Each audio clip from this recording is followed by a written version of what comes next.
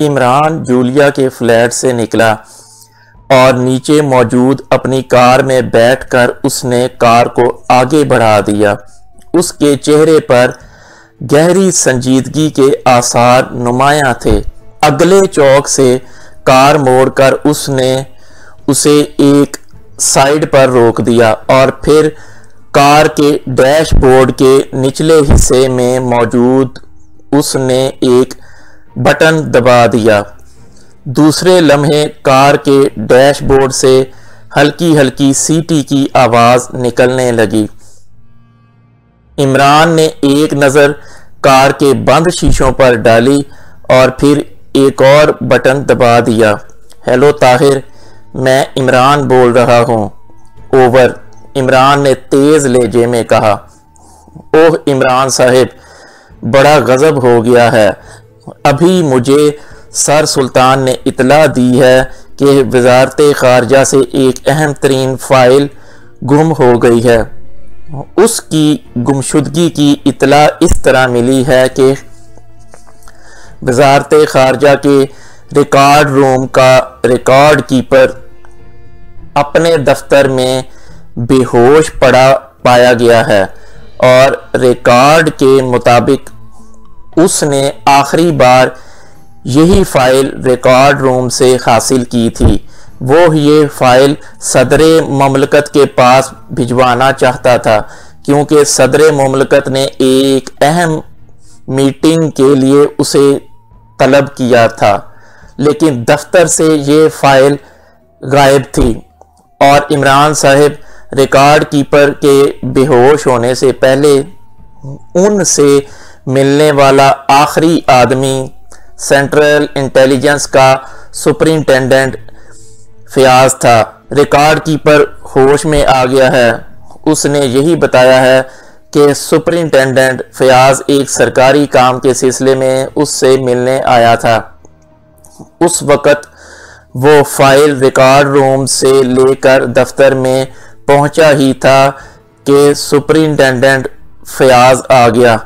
वो उसके किसी रिश्तेदार के बारे में पूछगुछ करने आया था। अभी वह बातें ही कर रहे थे कि यकलख्त रिकॉर्ड कीपर की नाक पर कोई गुब्बारा सा फटा और वह बेहोश हो गया। इसके बाद उसे होश हस्पताल में ही आया है।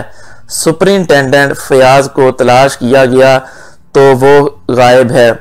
इस पर सर सुल्तान ने मुझे फ़ोन किया और कहा कि फयाज को फौरी तौर पर तलाश करके गिरफ्तार किया जाए और उससे वो फ़ाइल हासिल की जाए क्योंकि वो फ़ाइल मुल्क के लिए इंतहाई अहम तरीन फ़ाइल है।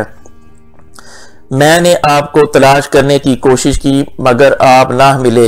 इस पर मैंने जूलिया को फ़ोन किया ताकि फयाज को तलाश किया जा सके।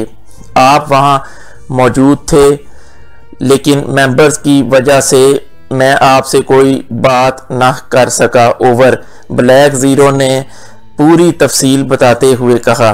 डैडी कहाँ हैं? उनकी मौजूदगी में सर सुल्तान ने तुम्हें क्यों कॉल किया? ओवर, इमरान ने पूछा। वो एक हफ्ते के लिए सरकारी दौरे पर गैर मुल्क गए हुए हैं। ओवर, ब्लैक ज़ीरो ने जवाब दिया और इमरान ने एक तवील सांस लिया। क्या वो रिकॉर्ड कीपर सुपरिंटेंडेंट फयाज को ज़ाती तौर पर जानता है? क्योंकि हो सकता है फयाज के मेकअप में कोई और आदमी हो। ओवर, इमरान ने कहा। रिकॉर्ड कीपर फयाज को ज़ाती तौर पर जानता है। वो 2-3 बार पहले भी उसी रिश्तेदार के सिलसिले में पूछ-गुछ के लिए उसके दफ्तर आ टपका है। इसके मुताबिक वो फयाज ही था। ओवर, ब्लैक ज़ीरो ने जवाब दिया। ठीक है, मैं सर सुल्तान से मिलकर इस फाइल की तफसीलात मालूम करता हूँ। अगर इस दौरान फयाज के सिलसिले में कोई इतला आए तो मुझे सर सुल्तान के नंबर पर फ़ोन कर लेना। ओवर, इमरान ने उसे हिदायत देते हुए कहा। ठीक है ओवर, ब्लैक ज़ीरो ने जवाब दिया और इमरान ने ओवर एंड ऑल कहकर ट्रांसमीटर ऑफ किया और फिर कार को आगे बढ़ा दिया। दफ्तर का वक्त चूंकि ख़त्म हो चुका था, इसलिए वो सर सुल्तान की कोठी की तरफ कार बढ़ाए जा रहा था। उसके जहन में खिचड़ी सी पक रही थी। वो ज़ाती तौर पर जानता था कि फयाज इस किस्म का काम कभी नहीं कर सकता, लेकिन फिर फयाज गायब क्यों है, यही बात उसे खटक रही थी। वैसे उसकी छठी हिस्स बता रही थी कि इस फाइल की गुमशुदगी से अहम मिशन पेश आएगा। थोड़ी देर बाद उसने कार सर सुल्तान की कोठी के फाटक में मोड़ी और उसे पोर्च में जाकर रोक दिया। चूंकि कोठी के मुलाजिम उससे अच्छी तरह वाकिफ थे, इसलिए उन्होंने बड़े तपाक से उसे सलाम किया। इमरान सर हिलाता हुआ आगे बढ़ा तो एक मुलाजिम ने उसे बताया कि सर सुल्तान अपने ख़ास कमरे में मौजूद हैं। इमरान सीधा उसी तरफ बढ़ गया। अस्सलामु अलैकुम वरहमतुल्लाह। इमरान ने दरवाज़ा खोलते ही ख़ास अरबी लहजे में सलाम करते हुए कहा, ओह इमरान बेटे तुम? वालेकुम अस्सलाम, आओ। उस फाइल का कुछ पता चला? सर सुल्तान जो मेज़ पर झुके किसी फाइल पर कुछ लिखने में मसरूफ़ थे, चौंक कर कहा, यानी आपको आखिरत के लिए कुछ सवाब कमाने की बजाय दुनियावी फाइल का ज़्यादा फिक्र है। कमाल है, क्या ज़माना आ गया है कि लोग आखिरत को भूल कर दुनिया की दलदल में इस तरह फंस गए हैं कि बस अब सर ही बाकी रह गया है। इमरान ने मुंह बनाते हुए जवाब दिया और मेज़ के सामने कुर्सी घसीट कर बैठ गया। मैंने वालेकुम सलाम कहा तो है। देखो इमरान, इस वक्त मैं बेहद परेशान हूँ, इसलिए प्लीज़ संजीदगी से बात करो। वो फाइल इंतहाई अहम है और चूंकि मेरे दफ्तर से गायब हुई है, इसलिए उसकी तमाम तर जिम्मेदारी भी मुझ पर ही आयद होती है। सर सुल्तान वाकई बेहद परेशान से लगते थे, तो इसमें इतना घबराने की क्या ज़रूरत है। बाज़ार से एक फ़ाइल मंगवाएं, यही 2-4 रुपए की मिल जाएगी। उस पर अपने हाथ से अहम लिखें और रिकॉर्ड रूम में रख दें, मसला ख़त्म। लाइए मशवरा फीस, इमरान ने कहा, और सर सुल्तान इस तरह हंसे जैसे इंतहाई बेचारगी के आलम में हंस रहे हो। अब मैं तुम्हें क्या कह सकता हूँ, तुम किसी चीज़ को संजीदगी से लेते ही नहीं हो। बहरहाल बताओ क्या पियोगे? सर सुल्तान ने एक तवील सांस लेते हुए कहा, इस वक्त जो कुछ आप पी रहे हैं, यानी खूने जिगर, कम अज़ कम मैं तो वो पी ही नहीं सकता, क्योंकि मेरा जिगर वैसे भी खून जैसी कीमती चीज़ से खाली रहता है। इमरान ने मुस्कुराते हुए कहा, तुम्हारा जिगर ही खून से खाली नहीं, दिमाग भी अकल से खाली है। सर सुल्तान ने मुस्कुराते हुए कहा और इमरान भी उनकी बात पर बेइख्तियार हंस पड़ा। ये हुई ना बात, उम्र गुजर गई आपको इन फाइलों में सर खपाते। कभी तो इस फाइल वर्क से निकलकर भी दुनिया देख लीजिए। वैसे ये फाइल किस मौजू पर थी? अगर तो लैला मजनू के ड्रामे की फाइल थी तो फिर परेशान होने की कतई ज़रूरत नहीं। कभी भी शॉपिंग सेंटर में चले जाइए, जदीद तरीन जिंदा चलती फिरती लैला मजनू फाइलें मिल जाएंगी, इमरान ने कहा और सर सुल्तान एक बार फिर हंस पड़े। ओह, अब मैं समझ गया, तो तुम यहाँ उस फाइल की तफसीलात मालूम करने आए थे। ठीक है, मैं बता देता हूँ। ये फाइल दरअसल हमने शोग्रान से हासिल की थी। उनका ये इंतहाई सीक्रेट रिसर्च वर्क था। ये ऐसी ज़ेरे ज़मीन लहरों के बारे में थी जिनसे किसी भी आम पहाड़ को जिंदा आतिश फिशा में तब्दील किया जा सकता है। तुम्हें शायद मालूम ना हो कि हमारे और काफिरिस्तान के दरमियान मुश्तरका तवील तरीन पहाड़ी सिलसिले मौजूद हैं और काफिरिस्तान ने उन्हीं पहाड़ों के अंदर इंतहाई खुफिया मिसाइल स्टेशन कायम कर रखे हैं जिन्हें बाहर से किसी तरह भी ख़त्म नहीं किया जा सकता और ये मिसाइल स्टेशन जो उसने रूसिया की मदद से कायम किए हैं हमारे मुल्क के दिफा के लिए इंतहाई ख़तरनाक हैं। इन मिसाइल स्टेशनों की मदद से वो किसी भी लम्हे हमारे मुल्क के पूरे दिफा को तिनकों की तरह बखेर कर रख सकता है। इसलिए जब हमें मालूम हुआ कि शोगरान ने इस आइडिया पर इंतहाई कामयाब रिसर्च की है कि ज़ेरे ज़मीन लहरों की मदद से आम पहाड़ को जिंदा आतिश फिशा में तब्दील किया जा सकता है, तो हमारे दिफाई माहिरीन ने इसमें बेहद दिलचस्पी ली। इस आइडिया के तहत हम काफिरिस्तान के उन खुफिया मिसाइल स्टेशनों को ज़रूरत के वक्त तबाह करके अपने मुल्क के दिफा का तहफ़्फ़ुज़ कर सकते हैं। चुनांचे मेरी और सदर मुमलकत की मुश्तरका कोशिशों से हुकूमत शोगरान ने हमें ये रिसर्च वर्क दे दिया। सदर मुमलकत का ख्याल था कि इस सिलसिले में तमाम तर अमली इक़दामात सरदावर के ज़िम्मे लगाए जाएं। इसलिए उन्होंने फ़ाइल मंगवाई थी ताकि सरदावर से मीटिंग करके उन्हें इस बारे में ब्रीफ भी किया जा सके और फ़ाइल के मुताबिक उनकी मतलूबा ज़रूरियात पूरा करने के लिए अमली इक़दामात भी किए जाएं। लेकिन फ़ाइल अचानक गायब हो गई और अगर ये फ़ाइल फौरी तौर पर दस्तयाब ना हुई तो तुम जानते हो शोगरान का क्या रद्द अमल होगा। सर सुल्तान ने होंठ काटते हुए फ़ाइल से मुतल्लिक़ पूरी तफसील बता दी और फ़ाइल की तफसीलात सुनकर इमरान की आंखें भी हैरत से फैलने लगी। ओह वाकई ये तो इंतहाई अहम तरीन फ़ाइल है। मैं समझा था कोई आम सी फ़ाइल होगी, क्योंकि अहम तरीन फ़ाइलें तो अब सीक्रेट सर्विस की तहवील में दी जाती हैं। इमरान ने इस बार इंतहाई संजीदा लहजे में कहा। इस फाइल पर काम होना था, इसलिए उसे रोक लिया गया था। सर सुल्तान ने जवाब दिया, फाइल का कोड नाम क्या है और क्या पूरी फाइल एक ही जगह मौजूद थी? हालांकि मेरा ख्याल है कुछ अरसा पहले ये कानून बनाया गया था कि अहम तरीन फाइलों को हिस्सों में तकसीम करके अलग-अलग रखा जाए। इमरान ने कहा, मुकम्मल फाइल थी इमरान, क्योंकि ये सरदावर को देनी थी। ये और बात है कि उसकी कॉपी महफूज है, लेकिन जाहिर है असल फाइल हमें हर सूरत में चाहिए। सर सुल्तान ने कहा, ओके अब मैं चलता हूँ। सबसे पहले तो सुपर फयाज को तलाश करना है, इसके बाद ही गाड़ी आगे चल सकेगी। इमरान ने कुर्सी से उठते हुए कहा, बैठो मैं तुम्हारे लिए काफ़ी मंगवाता हूँ। सर सुल्तान ने इस बार बड़े मुतमईन लहजे में कहा।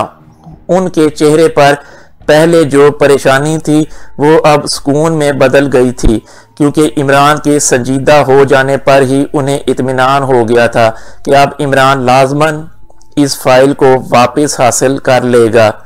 उन्हें इमरान पर ऐसा ही अंधा एतमाद था और इमरान भी हमेशा इस एतमाद पर पूरा उतरा था। चलिए आप काफ़ी मंगवाइए, मैं इस दौरान सरकारी खर्चे पर फ़ोन कर लूँ, इमरान ने मुस्कुराते हुए कहा और फिर मेज़ पर पड़े हुए टेलीफोन का रिसीवर उठाकर उसने तेज़ी से नंबर डायल करने शुरू कर दिए। बेगम फयाज बोल रही हूँ। राब्ता कायम होते ही दूसरी तरफ से फयाज की बेगम सलमा की आवाज़ सुनाई दी। लहजे से शदीद परेशानी पूरी तरह नुमायां थी। भाभी मैं इमरान बोल रहा हूँ, वो आपके प्रिंस चार्मिंग कहाँ हैं? सुना है बड़ी ढूंढिया पड़ रही है उनकी। इमरान ने मुस्कुराते हुए कहा, ओह इमरान भाई आप, मैं तो आपके फ्लैट पर फ़ोन कर कर के थक गई हूँ। फयाज ने क्या किया है? मुझे बताया गया है कि फयाज ने कोई अहम तरीन फाइल चोरी कर ली है और अब गायब हैं। सलमा ने इंतहाई बेचैन से लहजे में कहा, फयाज के नज़दीक आपसे ज़्यादा और कौन अहम हो सकता है भाभी, और जब आप मौजूद हैं तो फिर फयाज बेचारे ने कहाँ गायब होना है? किसी स्मगलर के पीछे भाग रहा होगा। आपको जाते हुए कुछ कह तो नहीं गया था? इमरान ने सलमा को हौसला देने की खातिर कहा। नहीं, बस आम रूटीन के मुताबिक सुबह दफ्तर गए। दोपहर को मुझे दफ्तर से फ़ोन आया कि फयाज पर यह इल्ज़ाम लग गया है और उसे तलाश किया जा रहा है। क्या वाकई फयाज पर यह इल्ज़ाम लगा है? मैं उसे जानती हूँ इमरान, वो और जो कुछ भी करे, मेरा ईमान है कि वो मुल्क से गद्दारी कभी नहीं करेगा। सलमा ने रो देने वाले लहजे में कहा। अरे नहीं भाभी, इसमें इतनी जुर्रत ही नहीं है।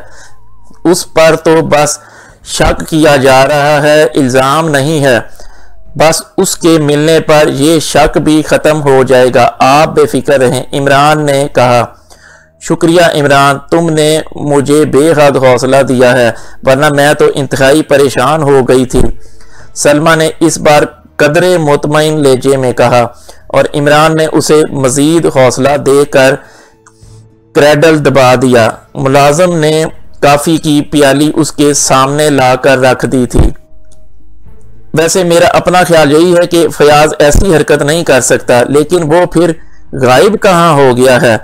सर सुल्तान ने संजीदा लहजे में कहा। यही बात तो उसके खिलाफ जा रही है। सीक्रेट सर्विस उसे तलाश कर रही है, जल्द ही उसका पता चल जाएगा। इमरान ने कॉफ़ी की चुस्कियां लेते हुए कहा और फिर कॉफ़ी पीकर उसने सर सुल्तान से इजाज़त ली और कार लेकर उनकी कोठी से बाहर निकल आया। उसका जहन इसी उधेड़पन में मसरूफ़ था कि आखिर फयाज कहाँ गायब हो गया। फिर अचानक उसके जहन में एक ख्याल सा आया और उसने कार तेज़ी से करीब नज़र आने वाले एक पब्लिक फ़ोन बूथ की तरफ मोड़ दी।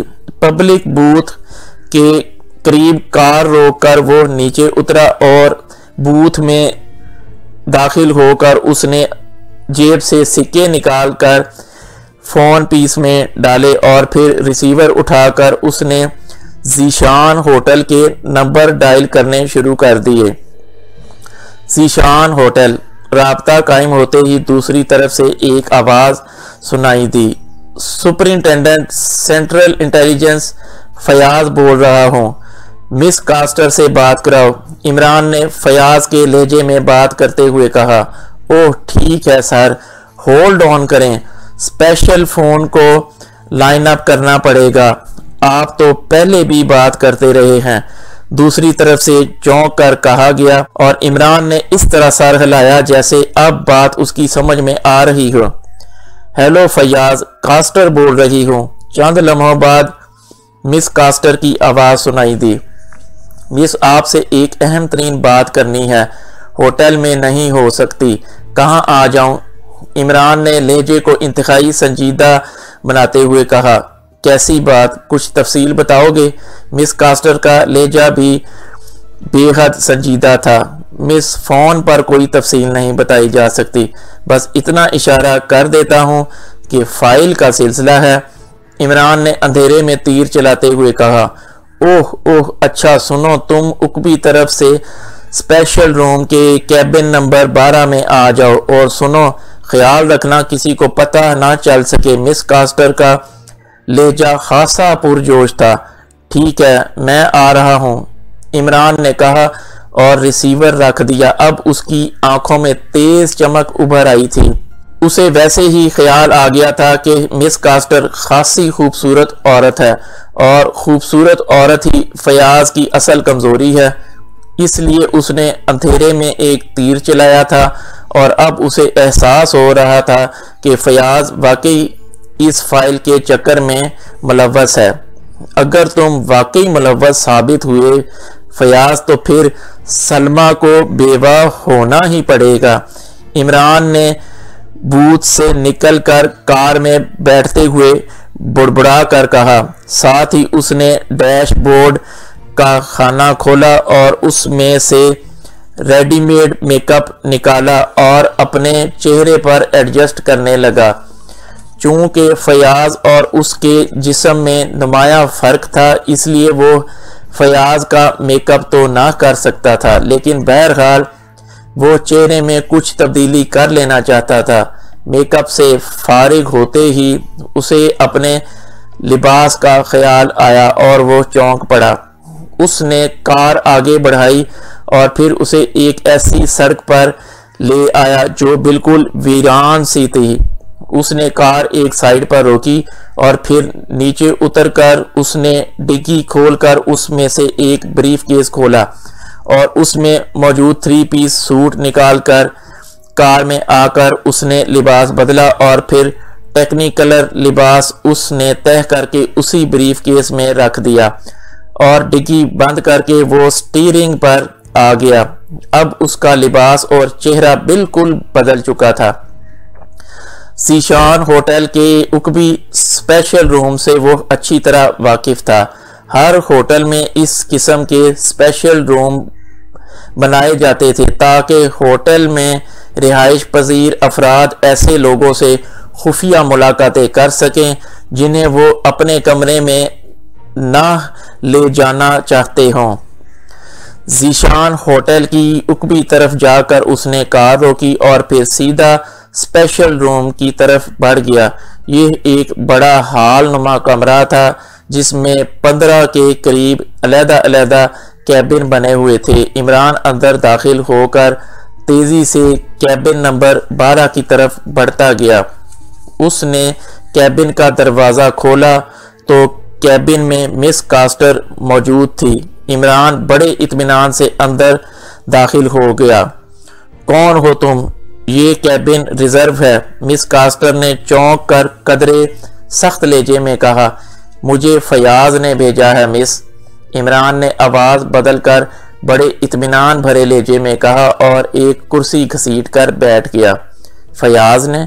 किस फयाज ने? मिस कास्टर ने चौंक कर कहा। उसकी तेज नजरें इमरान पर जमी हुई थीं। वो उसका बगौर जायजा ले रही थी। सेंट्रल इंटेलिजेंस का सुपरिंटेंडेंट फयाज। उसकी चूंकि तलाश हो रही है इसलिए वो खुद नहीं आ सका। मैं उसका राइट हैंड हूँ, उसके तमाम मामलात का राजदार। मेरा नाम शौकत है, इमरान ने बड़े मुतमईन से लहजे में कहा। अच्छा बोलो, क्या बात है? मिस कास्टर ने होंठ चबाते हुए कहा। फयाज को यह इतला मिली है कि आपसे कोई ऐसा आदमी मिला है जो उसके लिए खतरनाक साबित हो सकता है। वो उस आदमी से आपकी मुलाकात की तफसील जानना चाहता है, इमरान ने गोलमोल अंदाज में बात करते हुए कहा। ओह, तो उसे भी इतला मिल गई है। उसे कह दो कि वो कतई बेफिक्र रहे। मुझे उस आदमी इमरान से मुलाकात से पहले उसकी हैसियत का इल्म ना था, लेकिन उसके बावजूद हमारे दरमियान कोई ऐसी बात नहीं हुई जो काबिल तशवीश हो। लेकिन अब मुझे उसका हदूद अरबा मालूम हो गया है। अव्वल तो अब वो मेरे पास आएगा नहीं, अगर आया भी सही तो मैं उसे डील कर लूँगी। बहरहाल फयाज को तसल्ली दे दो कि उसके लिए ख़तरे की कोई बात नहीं, वो अपना काम मुकम्मल करे। मिस कास्टर ने सर हिलाते हुए कहा। ठीक है, वैसे फयाज ने यह पैगाम भी दिया था कि वो इमरान इंतहाई ख़तरनाक आदमी है। ऐसा ना हो कि वो बातों ही बातों में आपसे सारा राज उगलवा ले, इमरान ने सर हिलाते हुए कहा और मिस कास्टर बेइख्तियार हंस पड़ी। फयाज को कहो, कास्टर बहुत गहरी औरत है। ये तो फयाज था जिसके लिए न जाने क्यों कास्टर के दिल के दरवाजे खुद ब खुद खुल गए थे। उसे कह दो कि पूरी तरह मुतमईन रहे, कास्टर सिर्फ फयाज की है और फयाज की ही रहेगी, मिस कास्टर ने मुस्कुराते हुए कहा और उठ खड़ी हुई। ठीक है, मैं कह दूंगा, इमरान ने जवाब दिया और तेजी से मुड़कर वो कैबिन से बाहर निकल आया। अब वो सारी बात समझ गया था कि फयाज अपनी आदत के मुताबिक होटल में मुकीम मिस कास्टर से मिला होगा और यकीनन उसने उसके सामने बड़ी बड़ी डींगें मारी होंगी और ये मिस कास्टर उस फाइल को हासिल करने के चक्कर में यहाँ आई होगी। उसने मौजूदा धंधा भी इसी खातर फैला रखा था ताकि आला हकाम से राब्ता कायम हो सके और फयाज को उसने आसानी से शीशे में उतार लिया होगा। लेकिन मिस कास्टर की गुफ्तगू से यही जाहिर होता था कि अभी फाइल मिस कास्टर या उसके किसी आदमी तक नहीं पहुंची। तो फिर वो कहाँ गई? क्या ये मिस कास्टर किसी और की सिर्फ आलाए कार है? इमरान स्पेशल रूम से निकलकर सोचता हुआ तेजी से उकबी तरफ खड़ी अपनी कार की तरफ बढ़ गया। कार में बैठकर वो आगे बढ़ा और सबसे पहले उसने अपना ताकुब चेक करना शुरू कर दिया, लेकिन मुख्तलिफ सड़कों पर घूमने के बावजूद जब उसने अपने ताकुब में किसी को ना पाया तो उसने कार का रुख दानिश मंजिल की तरफ कर दिया। फयाज के मतलब कोई इतला मिली है? इमरान ने दानिश मंजिल पहुंचकर ब्लैक ज़ीरो से पूछा। नहीं, अभी तक कोई इतला नहीं है, न जाने वो कहाँ गायब हो गया है, ब्लैक ज़ीरो ने जवाब दिया। दूसरी शादी के लिए वो हनीमून स्पॉट तलाश करता फिर रहा होगा, लेकिन मेरी अभी पहली नहीं हुई, वो दूसरी कैसे कर सकता है? इसलिए मैंने भी प्रोग्राम बना लिया है कि उसकी होने वाली दूसरी बीवी को ही अगवा कर लिया जाए। इमरान ने कुर्सी पर बैठते हुए कहा तो ब्लैक ज़ीरो के चेहरे पर हैरत के तासरात उभर आए। दूसरी शादी फयाज कर रहा है? ब्लैक ज़ीरो के लहजे में हैरत थी। क्यों, क्या वो दूसरी शादी नहीं कर सकता? भाई कमाओ पूत है, हमारी तरह बेकार और मुफलिस तो नहीं है, इमरान ने मुस्कुराते हुए कहा और इसके साथ ही उसने ट्रांसमीटर की तरफ हाथ बढ़ाकर उस पर सफदर की फ्रीक्वेंसी एडजस्ट करनी शुरू कर दी। ब्लैक ज़ीरो खामोश हो गया। जाहिर है अब वो इमरान की बात का क्या जवाब देता। X2 कॉलिंग ओवर, इमरान ने ट्रांसमीटर ऑन करते हुए मखसूस लहजे में कहा। चंद लम्हों बाद ही सफदर की आवाज़ ट्रांसमीटर पर उभरी। Safdar attending sir, over. Safdar का लहजा मोदबाना था। तुम इस वक्त कहाँ हो और तुम्हारे साथ कौन है, ओवर। इमरान ने मखसूस लहजे में पूछा। मेरे साथ मिस जूलिया हैं और हम शेरिंगटन होटल को चेक करने जा रहे हैं, ओवर। दूसरी तरफ से सफदर ने जवाब दिया। तुम होटल जीशान पहुंचो, वहां एक गैर मरई उलूम की माहिर एक्रीमियन औरत मिस कास्टर ठहरी हुई है। जूलिया उसे डील करेगी और तुमने उसे अगवा करके इस तरह दानिश मंजिल पहुंचाना है कि अगर उसकी निगरानी हो रही हो तो कोई उसके पीछे दानिश मंजिल ना पहुंच सके, ओवर। इमरान ने सख्त लहजे में कहा। Yes boss, over. दूसरी तरफ से सफदर ने बाएतमाद लहजे में कहा और इमरान ने ओवर एंड ऑल कहकर ट्रांसमीटर ऑफ कर दिया। ये मिस कास्टर कौन है? ब्लैक ज़ीरो ने हैरान होकर पूछा। फयाज की होने वाली दूसरी बीवी। बंदा होशियार है, उसने सोचा होगा सलमा तो घरेलू औरत है, सिर्फ खर्च करना जानती है, दूसरी कमाने वाली होनी चाहिए, इमरान ने बड़े मासूम से लहजे में कहा और इसके साथ ही उसने एक बार फिर फ्रीक्वेंसी एडजस्ट करनी शुरू कर दी। लेकिन इस बार ट्रांसमीटर ऑन करके वो बोला नहीं, बल्कि सिर्फ वक्फे वक्फे से बटन प्रेस करके कॉशन देता रहा। Tiger attending over. चंद लम्हों बाद ट्रांसमीटर से टाइगर की आवाज सुनाई दी। इमरान बोल रहा हूं, तुम्हारी कारकर्दगी रोज बरोज जीरो होती जा रही है। क्यों? इमरान का लहजा बेहद सख्त और खुरदरा था। माफी चाहता हूं जनाब, मैं तो अपनी तरफ से पूरी कोशिश करता हूं, ओवर। टाइगर का लहजा ऐसा सहमा हुआ था जैसे उसके सर पर क़यामत टूटने वाली हो। एक गैर मुल्की पार्टी यहाँ मौजूद है, उसने सेंट्रल इंटेलिजेंस के सुपरिंटेंडेंट फयाज के जरिए वजारत खारजा के रिकॉर्ड रूम से इंतहाई अहम तरीन फाइल भी उड़ा ली है और तुम अभी सिर्फ कोशिश ही करते फिर रहे हो। तुम्हें इस गैर मुल्की पार्टी की आमद का इल्म क्यों नहीं हो सका, ओवर। इमरान का लहजा और भी ज्यादा सख्त और खुरदरा हो गया था। जनाब, यहाँ ज़ेरे ज़मीन दुनिया में किसी गैर मुल्की पार्टी की आमद का अब तक कोई इशारा नहीं मिला।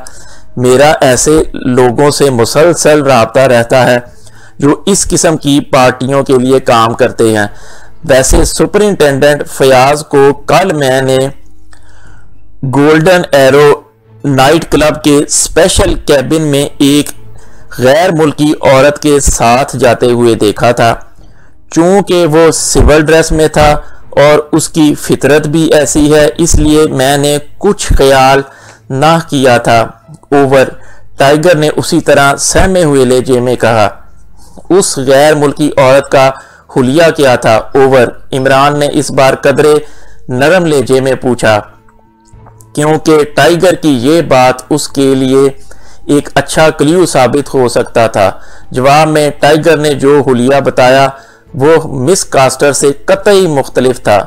क्या अब तुम सुपरिंटेंडेंट फयाज का सुराग लगा सकते हो कि वो इस वक्त कहाँ है और किस हाल में है? ओवर, इमरान ने पूछा। यस सर, मैं अभी काम शुरू कर देता हूँ, 1 घंटे के अंदर अंदर रिपोर्ट दूंगा। ओवर, टाइगर ने कहा। ठीक है, ओवर एंड ऑल, इमरान ने कहा और ट्रांसमीटर ऑफ कर दिया। क्या टाइगर 1 घंटे के अंदर सुराग लगा लेगा? ब्लैक जीरो ने हैरत भरे लहजे में पूछा। हाँ, इस मामले में वो बेहद होशियार है और उसके ताल्लुकात ज़ेरे ज़मीन दुनिया में इस कदर गहरे हैं कि वो लाजमन फयाज को ढूंढ निकालेगा, इमरान ने सर हिलाते हुए कहा। और अभी उसकी बात मुकम्मल ही हुई थी कि टेलीफोन की घंटी बज उठी। इमरान ने हाथ बढ़ाकर रिसीवर उठा लिया। X2, इमरान ने मखसूस लहजे में कहा। सफदर बोल रहा हूँ जनाब, जीशान होटल से मिस कास्टर को उनके कमरे में गोली मारकर हलाक कर दिया गया है। जब हम पहुंचे तो वहां पुलिस पहुंची हुई थी। कातिल का पता नहीं चल सका, सफदर ने रिपोर्ट देते हुए कहा और इमरान के बेइख्तियार होंठ भींच गए। तुम वहीं रुको और कोशिश करो कि मिस कास्टर के कमरे और सामान की तफसीली तलाशी ले सको। कोई मशकूक चीज नजर आए तो उसे दानिश मंजिल पहुंचा देना। ये बता दूं कि मिस कास्टर एक ऐसी गैर मुल्की मुजरिम तंजीम से ताल्लुक रखती है जिसने पाकिस्तान की एक अहम तरीन फाइल गायब कर दी है, इमरान ने उसे हिदायत देते हुए कहा। यस बास, सफदर ने कहा और इमरान ने हाथ बढ़ाकर रिसीवर रख दिया। लो भाई, फयाज बेचारे की दूसरी शादी का स्कोप ही खत्म हो गया, इमरान ने रिसीवर रखकर मुंह बनाते हुए कहा। ये मिस कास्टर थी कौन और आपको कैसे पता चला कि वो उस फाइल के सिलसिले में मुलव्वस है? ब्लैक जीरो ने पूछा और इमरान ने उसे अखबार में इश्तहार देखकर मिस कास्टर से मुलाकात की तफसील सुनाने के साथ साथ बताया कि मिस कास्टर को गैर मरई उलूम की अबजद भी ना आती थी। वो फाइल जिसे वो फाल निकाल कर सवालों का जवाब दे रही थी, एक अंग्रेजी अखबार की कटिंग से तैयार की गई थी और ये अखबार पाकिस्तान में ही छपता है जिसमें ऐसे कॉलम अक्सर छपते रहते हैं। मैंने अखबार की छपाई देखकर ही सारी बात चेक कर ली थी। फिर वो खासी खूबसूरत भी थी और उसके चेहरे की बनावट बता रही थी कि वो एक्रीमियन होने के साथ साथ फैशन के मामले में उनसे भी बहुत आगे है। इस बात पर मुझे ख्याल आया कि फयाज ऐसी औरतों की ताक में रहता है। वो उसका किरदार गलत नहीं है, लेकिन वो ऐसी औरतों से गपशप करने से बाज नहीं रह सकता।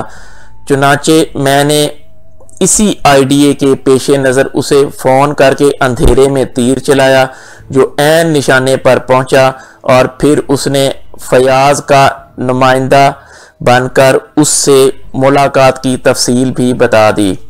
ओह, तो उसे आपसे मुलाकात की वजह से कत्ल किया गया है? ब्लैक जीरो ने चौंक कर पूछा। हाँ, उसकी बातों से ये अंदाज़ा हो रहा था कि उसके इर्द गिर्द ऐसे लोग मौजूद हैं जो मुझे बतौर प्रिंस ऑफ ठम्प अच्छी तरह पहचानते हैं और पहली मुलाकात के बाद शायद उसे तनबीह की गई होगी कि मुझसे मुलाकात ना करे। दूसरी मुलाकात में भी मेरा रेडीमेड मेकअप चेक कर लिया गया और नतीजा ये कि उन्होंने यही मुनासिब समझा कि उसे रास्ते से ही हटा दिया जाए। इससे दो तीन बातें साबित होती हैं। एक तो ये कि वो एक मामूली आलाकार थी, कोई अहम औरत ना थी, वरना शायद इतनी आसानी से उसे गोली ना मार दी जाती। और दूसरी बात ये कि उसके गिर्द मौजूद लोग मुझसे अच्छी तरह वाकिफ हैं, लेकिन टाइगर बता रहा है कि मुकामी ज़ेरे ज़मीन दुनिया में किसी गैर मुल्की पार्टी की आमद का इशारा नहीं मिला है। तो इससे यही जाहिर होता है कि इस बार कोई ऐसा ग्रुप यहाँ आया है जो पहले भी यहाँ आ चुका है और हमसे टकरा चुका है। इमरान ने भरपूर अंदाज में तज्जिया करते हुए कहा और ब्लैक ज़ीरो ने असबात में सर हिला दिया। मिस कास्टर के कत्ल से हम एक बार फिर डार्क जोन में दाखिल हो गए। मुझे ज़रा सा भी शुबा हो जाता कि ऐसा होगा तो मैं मिस कास्टर को अपने साथ ही ले आता। बहरहाल देखो, अब तो फयाज के मिलने पर ही बात कुछ आगे बढ़ सकती है। इमरान ने कहा, वैसे आपको यकीन है कि फयाज इस मामले में इसी तरह मुलव्वस होगा जिस तरह के शवाहिद उसके खिलाफ मिल रहे हैं? ब्लैक ज़ीरो ने चंद लम्हे खामोश रहने के बाद कहा, सीक्रेट सर्विस की गाड़ी में पेट्रोल शक का ही पड़ता है, वरना ये गाड़ी 1 इंच भी आगे नहीं बढ़ सकती। इसलिए शक तो मुझे अपने आप पर भी हो सकता है। वैसे यकीन वाली बात तो फयाज के दस्तयाब होने के बाद ही हो सकती है, इमरान ने कहा और आंखें बंद करके कुर्सी की पुश्त से सर टिका दिया।